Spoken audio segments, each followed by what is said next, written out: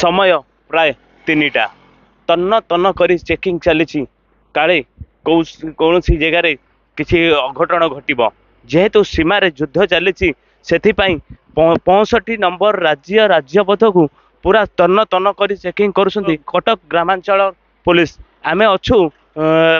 आठगड़ वीरब किशोरपुर ठारे किभली भाव चेकिंग चली कौन कौन चेकिंग चली सीधा चलक आलोचना करवा आम सहित अच्छा आठगड़ सीधा आलोचना करिया कहबा आज्ञा चेकिंग चली कौन कौन ये बर्तमान कटक ग्रामांचल एसपी प्रतीक सिंह सार का निर्देश क्रमे आम जांच जारी रखीचु विभिन्न गाड़ी एवं पर्सनल व्हीकल मोटरसाइकल प्रत्येक लोकों उपरे नजर रखीचु संदिग्ध व्यक्ति मान